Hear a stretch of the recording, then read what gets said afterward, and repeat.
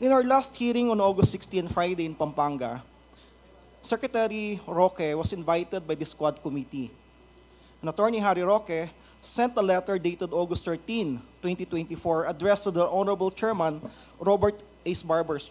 Are you the lead chairman? Informing Chair Barbers that he will not be able to participate in the said meeting due to a conflict with the previously scheduled court hearing before the Regional Trial Court of Manila on 16 August 2024, the same date of our Quad Committee hearing. I have here a copy of that particular letter. Mr. Chair, we have also in receipt here a copy of certification from Attorney Jennifer H. de la Cruz, Buendia, Clerk of Court and ex-officio Sheriff of Manila, RTC Manila, stating that Attorney Harry Roque has no hearing on August 16 and did not appear in the courts of Manila on said date. Mr. Chair, I hate to say it, but clearly, Attorney Harry Roque, our former secretary, and my former professor, law professor, lied to this committee. And that amounts actually to disrespect on the members of the committee, which is contemptible under Section 11E of the Rules of the House of Representatives on inquiries in aid of legislation. I therefore move, Mr. Chair, that Attorney Harry Roque be cited for contempt for disrespecting the members of this committee when he lied in order to evade attending the hearing of this committee where he was invited. So move, Mr. Chair.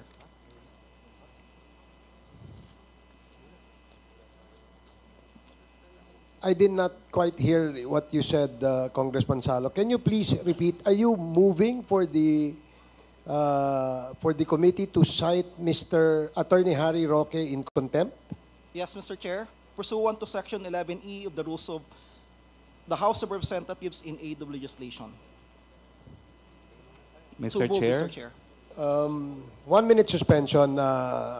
Before we vote Chairman Abante? Before we vote of the contempt, we would like to hear first the explanation of the reason behind his absence to this committee last year. Thank you, Your Honor. I was hoping to be given an opportunity to be heard. It was an honest mistake, Your Honor. I have also been a member of this chamber. We don't hold hearings on Fridays.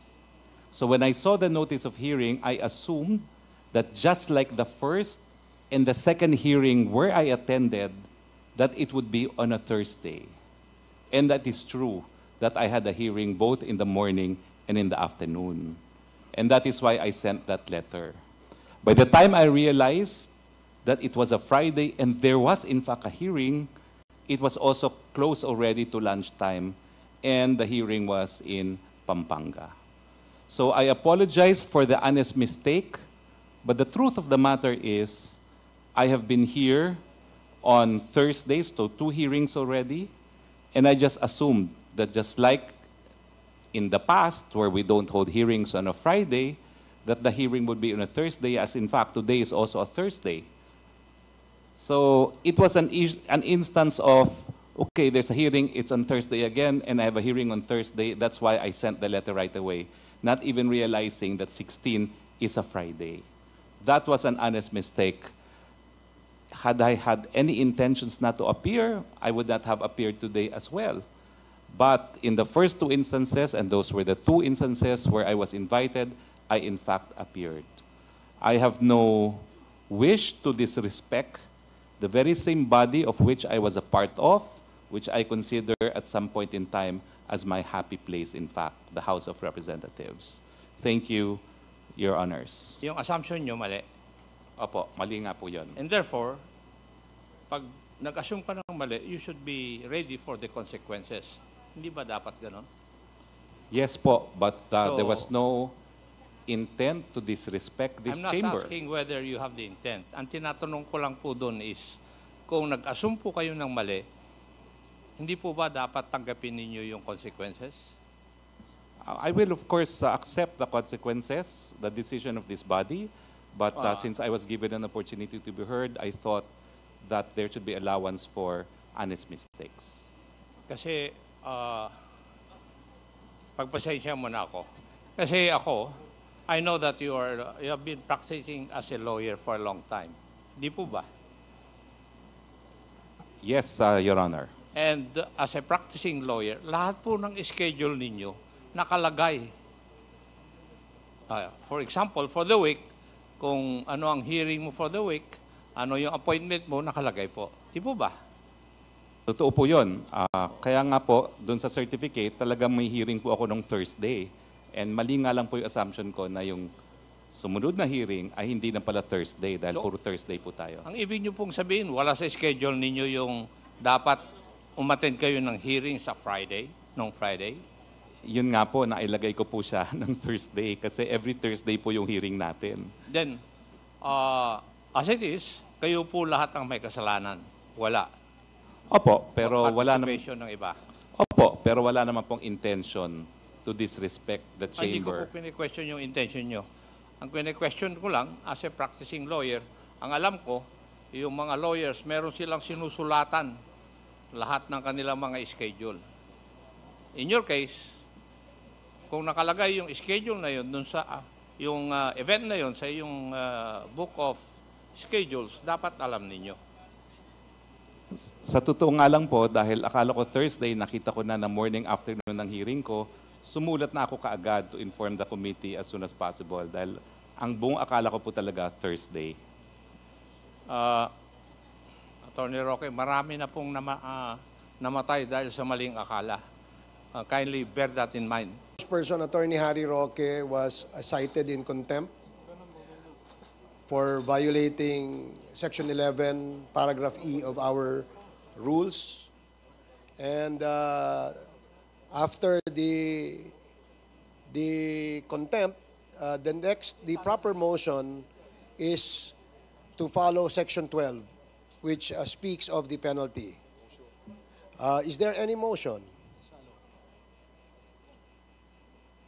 Congressman Salo? Thank you very much, Mr. Chair. Mr. Chair, and to this honorable committee, in consideration of the fact that the resource person, former Secretary Harry Roque, is my former law professor, fellow Kabayan Party List representative, and a former member of this House of Representatives, and in consideration also of his claim for honest mistake, and of course, the apologies that he has given to this committee, and finally, in consideration personal relations, as he has mentioned a while ago that he was my ninong, respectfully move, Mr. Chair, that the penalty be shortened to the barest minimum, which is just 1 day or 24 hours, Mr. Chair. Second the motion, Mr. Chair.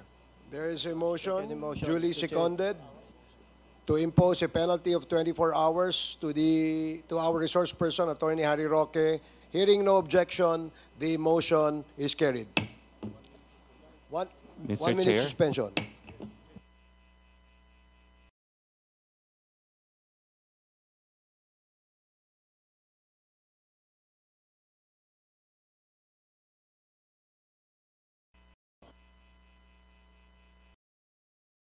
Hearing is resumed.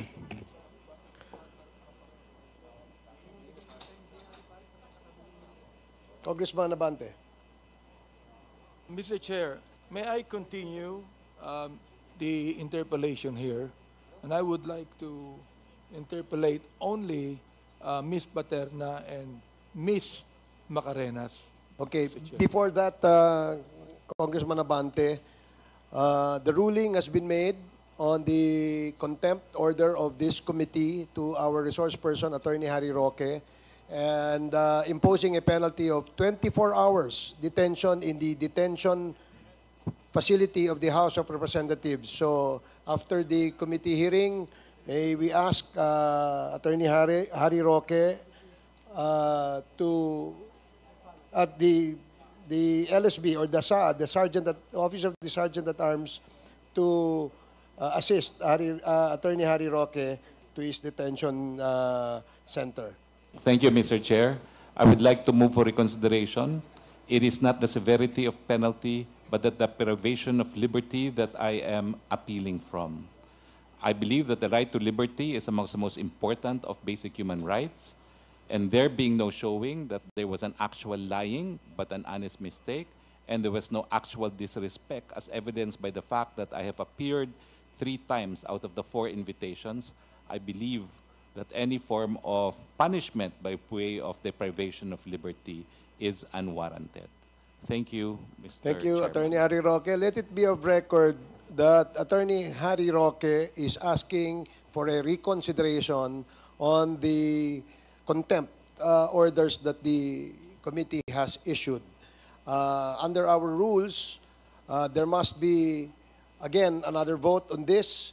And since there is no motion to vote, we will have to wait for the time that when we resume in our next hearing, we will probably consider the motion for reconsideration of Attorney Harry Roque.